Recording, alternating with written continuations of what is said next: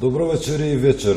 Со вас е емисијата Разговори на телевизија Ултра, на која ќе поразговараме околу надлежностите на Институтот за акредитација, како се добива акредитацијата и колку тела во Република Македонија се акредитирани, значението и пристапот на странскиот пазар, квалитетот и сигурноста, како и подигнување на свеста за значението на акредитацијата. Ова се само дел од прашањата на кои ќе побараме одговор од господинот Трпе Ристовски, директор на Институтот за акредитација. Добро вечер и добро дојдовте во телевизија Ултра. Добро вечер и благодарам на вашата покана. Веднаш би ве запрашал на почеток кои се надлежностите на Институтот. Видете, Институтот може би вака пошироката народна маса послабо вака не е нешто популарно за да има слушнато конкретно за да ја познава нашата работа.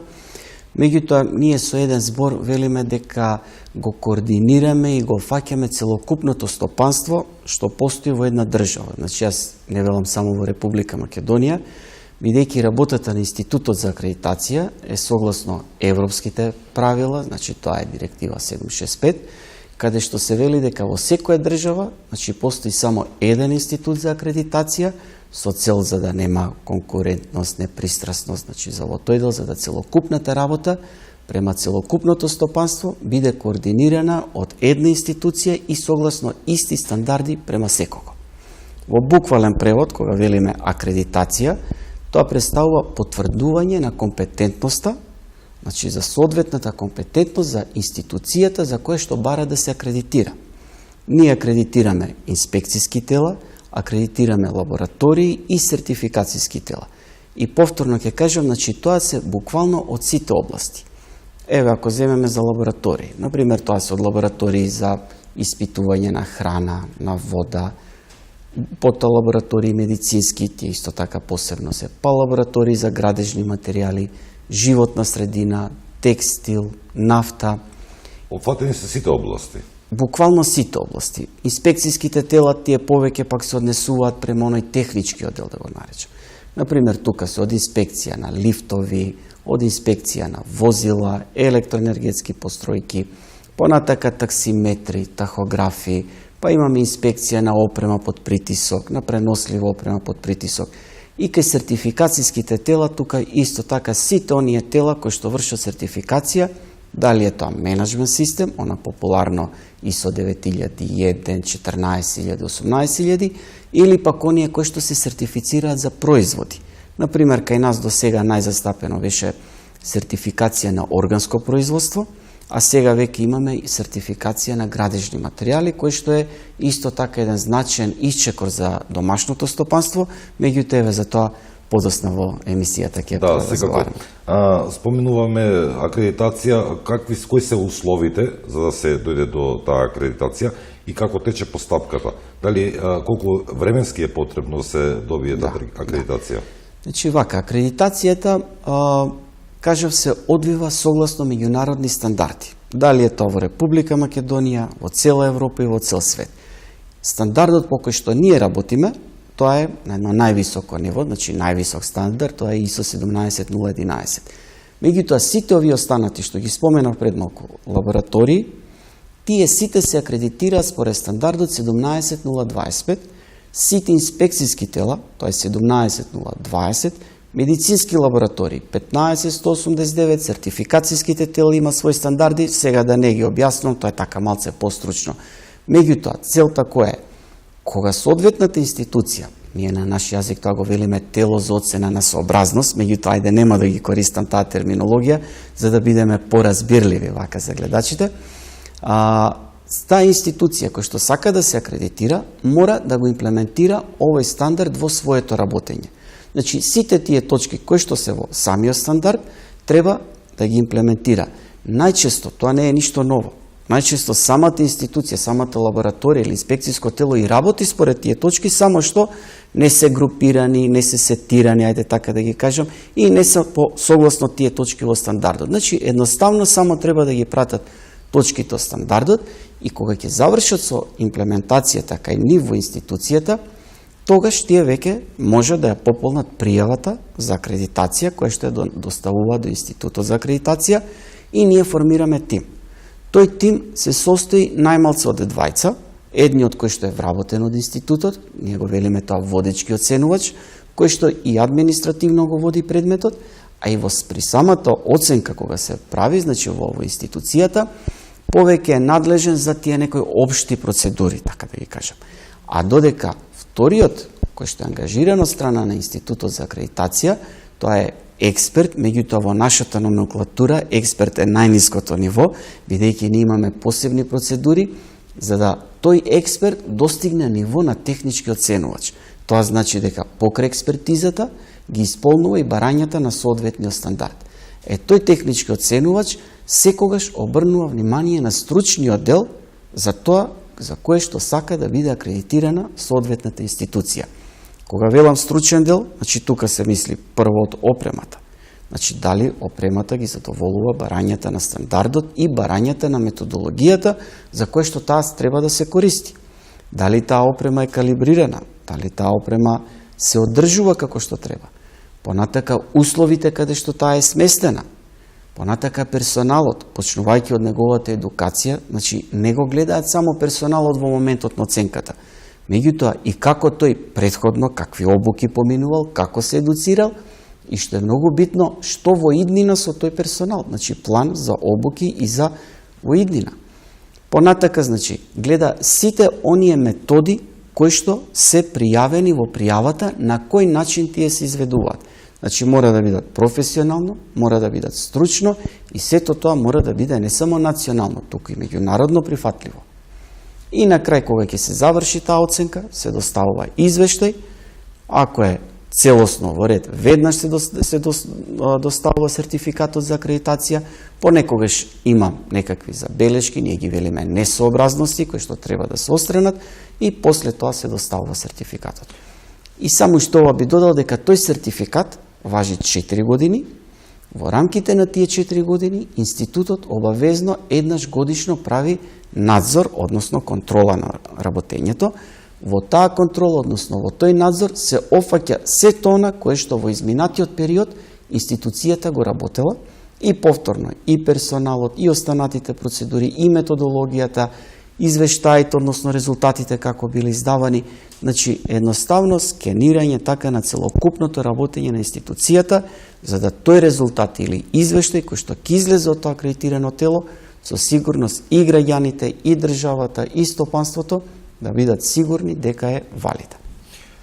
Ова сакав на крај да ве прашам, но еве да не скокаме од прашање на прашање, од тема на тема. Спомнавте стандарди. Сега јас работев на една тема пред околу 2 месеци околу стандардите во Македонија. Мислам дека таму беше директор Лјупчо Давчев, ако добро се сеќавам. Тоа е Институт за стандардизација. Институт за стандардизација. И тука директорот ми пообјасни дека Македонија со стандардите е во групата на 8 најразвиени земји во светот.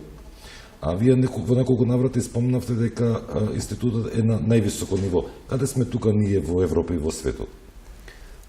Видете, сега преминавме во една друга област. Значи тоа што го кажал представникот, нели, директорот на Институтот за стандардизација, веројатно, значи тоа е така, навистина они имаат постигнато големи резултати, бидејќи ние заедно со Институтот за стандардизација и Бирото за метрологија, да, заедно сочинуваме таа така наречена инфраструктура за квалитет во една држава, значи конкретно и во Македонија и во сите држави, значи ние сите имаме една непосредна соработка, затоа што сите наши тела, кога велиме стандарди, не само стандарди за акредитација, него и стандардизираните методи кои што ги применуваат во нивната работа, во нивното испитување, тие ги набавуваат од Институтот за стандардизација. И сето тоа, значи како што споменавте и вие, значи сето тоа во државата е на доста високо ниво развиено.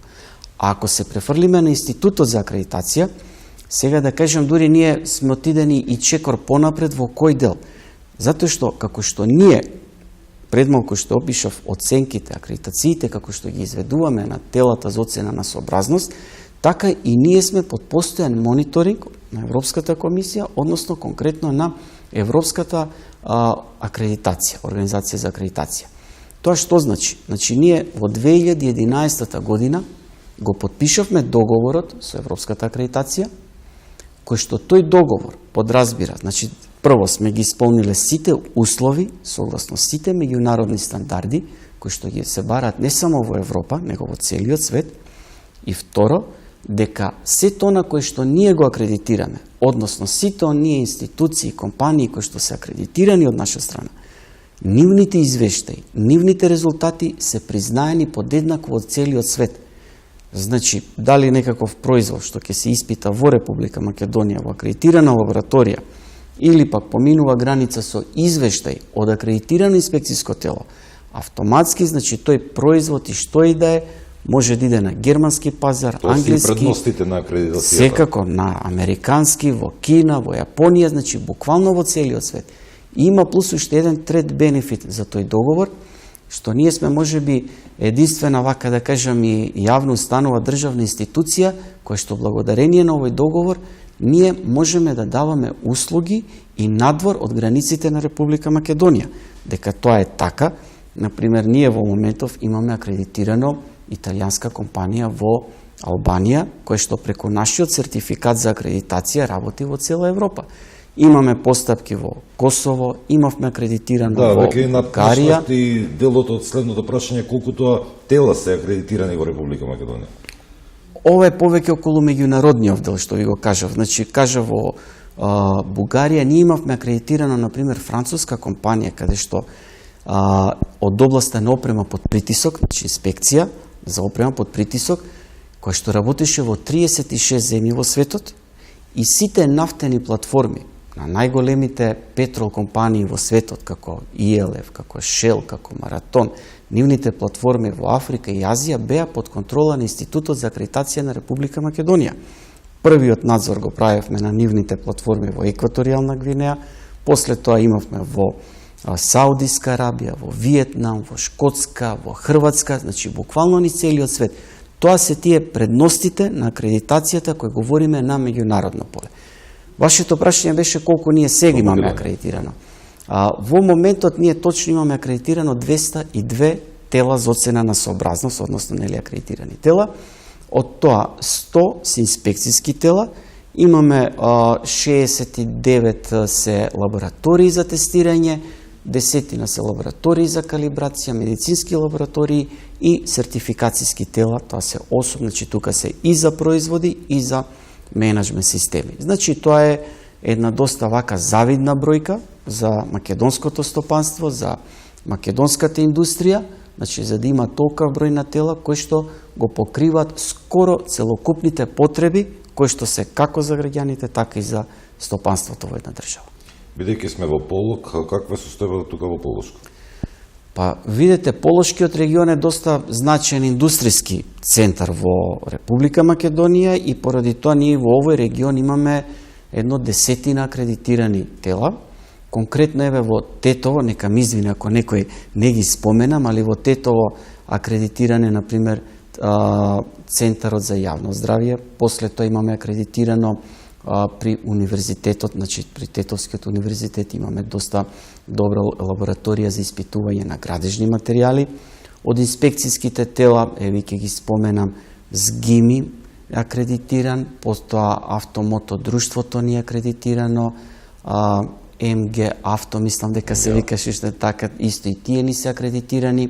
Пошто рековме Полошкиот регион, исто во Гостивар, значи во Гостивар имаме Мекларен Гостивар, Викторија Гостивар, значи тие се за таксиметри, тахографи, дел од нив се и станици за технички преглед во кој што се врши хомологацијата, бидејќи согласно законот за возила, значи било кое, нели, популарно нели се нарекува хомологација при увезени, при преправани нели возила, обавезно, значи тоа мора да се прави од страна на инспекциско тело кое што е акредитирано од страна на Институтот за акредитација.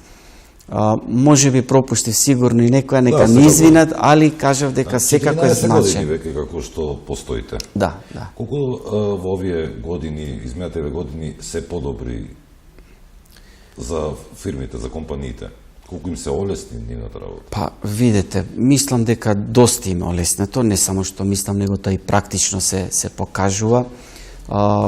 Прво тоа и низ бројки се гледа. Например, ако пред 10 години, да кажеме, биле само 17-18 тела или ако кажем дека според првичната стратегија, кога пред 14 години се формирал институтот и таму стои дека за Република Македонија доволно се 100 акредитирани тела, а ние во моментот имаме 202 и некаде околу 25 се во постапка за акредитација, значи тоа говори колку повеќе кратно веќе капацитетите значи се зголемени и со тоа значи се подобрени условите за работа.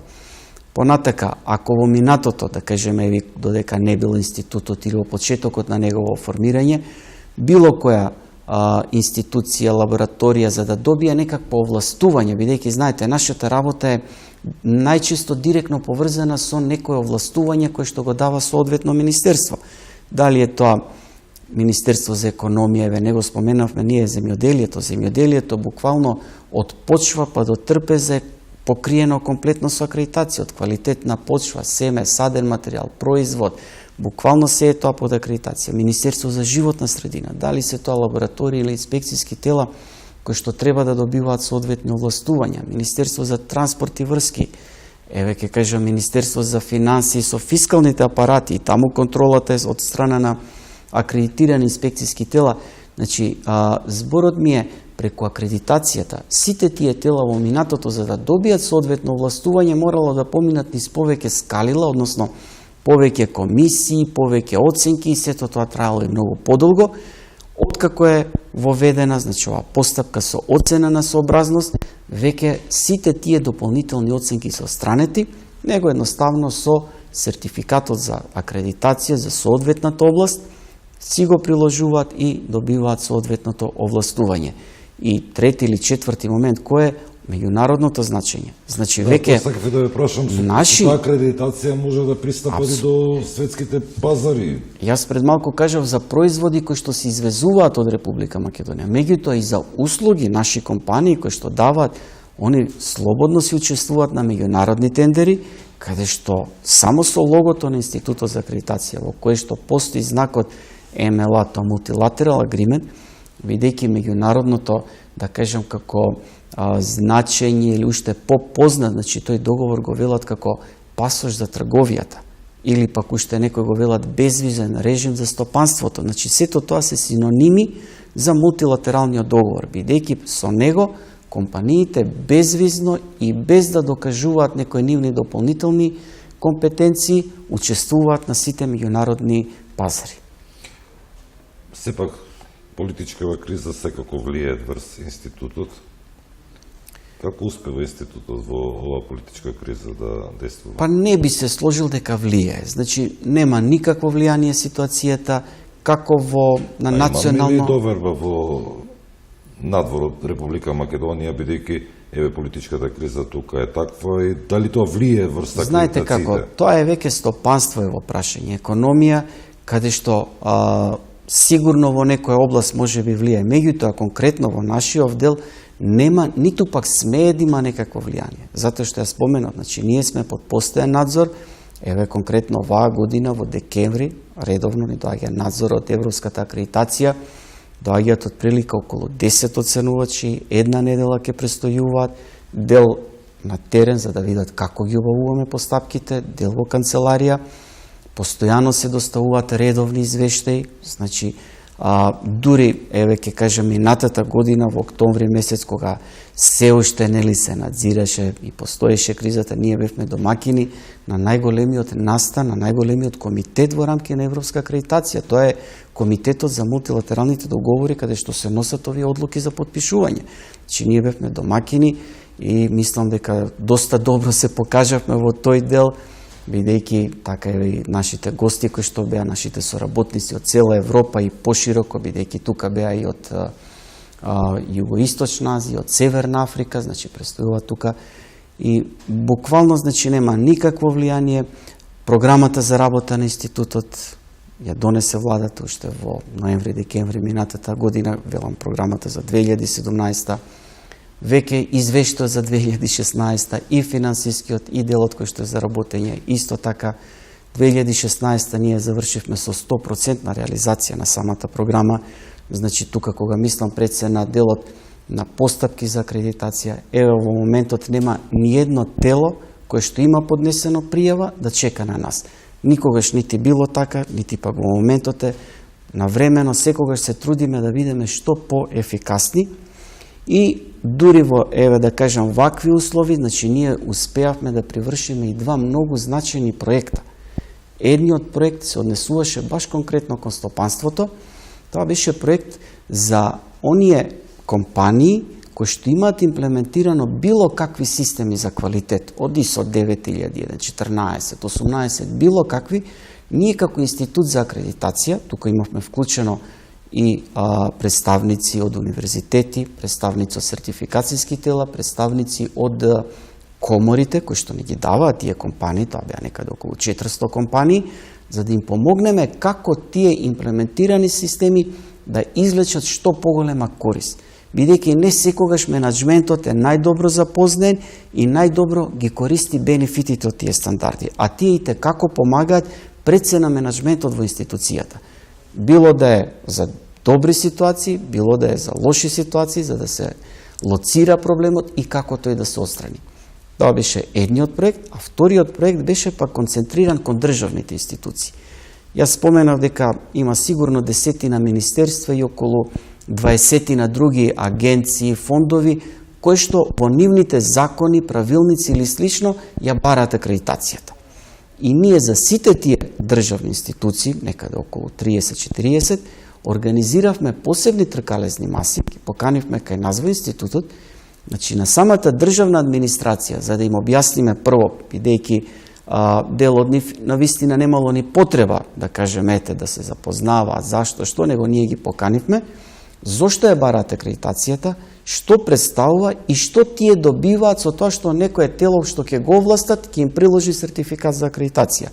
И тоа беше исто така еден доста успешен проект, бидејќи многу нејасноти се разјаснија за цел да има што подобар проток на документи и на информации помеѓу стопанството и администрацијата. Значи тука јас ќе споменам само дел, значи покрај министерствата тука беа од царина, тука ни беа значи од лаборатории или инспекции кои што се во рамките во самите министерства, како што се Агенција за храна и ветеринарство, како што ни беа фитосанитарна лабораторија, понатака имавме одделот кој што е за радиационна заштита, значи одделот на животна средина. Значи буквално сите тие институции кои што ние ги увидовме на некој начин дека имаат допир со акредитацијата. Затоа велам, оваа ситуација, значи воопшто не се чувства во работењето, дури напротив, значи си идеме со полн ексил, со полни капацитети. Во неколку наврати спомнавме каде се наоѓаме тука во Европа. Пред малку спомнавте дека сме имале гости од други континенти. Каде е институтот во светски рамки? Па еве, неколку пати веќе потенцирав, еве и сега, значи покрај европската акредитација, ние сме полноправни членки во светската организација, тоа се две, едната се нарекува ILAC, таа се однесува за лаборатории и инспекцијски тела, и посебна меѓународниот форум за акредитација, кој што се однесува за сертификацијски тела. Со подпишувањето на договорот со европската акредитација, директно се подпишува договори со овие светски организации и затоа велам дека оние извештаи и резултати издадени од наши акредитирани тела се признаени низ целиот свет. Понатака еве ќе кажам дека веќе дури наши оценувачи, значи од Институтот за акредитација, веќе Европската организација за акредитација ги повикува да работат во нивно име, значи да веќе наши оценувачи вработени во институтот се ангажираат да работат во име на Европската акредитација. А исто така во поглед на значењето, еве ќе кажам, во двата кои што се на европско па и на светско ниво најголеми проекти кои што се одвиваа во рамките на комисијата, Европската комисија поврзани со акредитација, наши членови работеа на тоа. Например, стратегијата за 2025 година за акредитацијата, каде што ние бевме единствена земја од не членка на Европска комисија, а учествува во стратегија на изработка на Европска комисија. И вториот исто така еден голем проект, тој е од областа на медицината, околу диагностиката на тумор на дојка, каде што е еден огромен проект, каде што Европската комисија сака сето тоа да го стави во една рамка и да препорача на сите предсеземји на членки на Европска комисија како тоа да функционира. И ние исто така учествуваме, да кажем, во тој доста значаен проект, што сето тоа говори на кое ниво се и како ја ценат нашата институција во Европа, па и пошироко. Сето на што го искажавте тука, очигледно станува збор дека сте задоволни од работата од институтот, но дали сте доволно екипирани, има ли потреба во ново вработување во институтот? Ние покриваме, кажавме, доста голем обсег, меѓутоа предност во нашата работа е што за сите тие, не само на нашиот институт за акредитација, тоа се принципи на сите институти за акредитација во Европа, сите тие надворешни оценувачи, што се тие технички оценувачи, односно експерти, тие за секој посебен предмет, значи со посебен договор се ангажираат, каде што нормално ние се грижиме за нивната едукација во делот на стандардите, секако не во делот на експертизата, тие се постојано на нашата листа кога има потреба. Еве изминатава недела, изминативе 10 дена, например, институтот одржа 3 обуки. Една за лаборатории, втората беше за инспекцијски тела и третата беше за целокупна хармонизација. Знаете, затоа што сепак се тоа различити тимови, да не постои да имат различни барања кога идат за иста оценка, него едноставно доста обрнуваме внимание на таа хармонизација и затоа во делот на вработените, ние сме 18 вработени, за сега сме доволно, ги покриваме нашите капацитети кои што се за овие 202 и 25 ги кажа во постапка за акредитација, бидејќи сепак најголемиот дел од работата е покриено страна на надворешните технички оценувачи кои што со договор на дело ги ангажираме во зависност од предметот. Со оглед дека треба да ја привршуваме емисијава, еве за крај би ве прашал какви чекори предвидувате за воиднина? Нашите чекори секогаш зависат од барањата на нашите клиенти, односно на стопанството. Знаете, еве минатата година прв пат имавме барање за сертификација на градежни производи, што беше еден огромен исчекор. И ние веднаш прво нашите луѓе ги едуциравме, па потоа заеднички ги спроведовме сите тие оценки, и тоа значи дека сите производители на градежни материјали денеска не мора од странство да бараат сертификацијско тело за да може нашиот производ да излезе во странство, него напротив имаме домашни. Предходно, еве да кажеме, пред 3 години имавме прва пријава за акредитација на медицински лаборатории. Значи, сакам да кажам дека нашиот развој све зависи од пријавите какви ќе бидат. Еве сега ни е поактуелно за сертификација на персонал. Значи, тоа се за поедини области, каде што има развиено поедини сертификацијски шеми, и тоа е друг стандард, тоа е 17024, каде што ние веднаш почнуваме со развој на таа, ние велиме, акредитацијска шема. Значи, едноставно, развојот во нови области зависи од пријавите кои што стигнуваат до кај нас. А сето она кое што е тековно, сето она кое што си е развојно во рамките на нашиот дел, тоа ни е офатено во нашата годишна програма и континуирано според планот, значи според кварталните планови, ние тоа си го реализираме. Ви благодарам на одговорите. Еве, малку и повеќе се запознавме што значи Институтот за акредитација. Се надевам дека повторно ќе гостувате во телевизија Ултра. Благодарам на поканата. Ја верувам дека многу области од делот кои што се поврзани со акредитацијата немавме време да ги споменаме, меѓутоа во иднина, доколку постои и интерес од страна на вашите гледачи, ние сме тука, све што треба ќе им помогнеме. Благодарам. Почитувани, ви благодарам на вниманието. Останете со програмата на телевизија Ултра.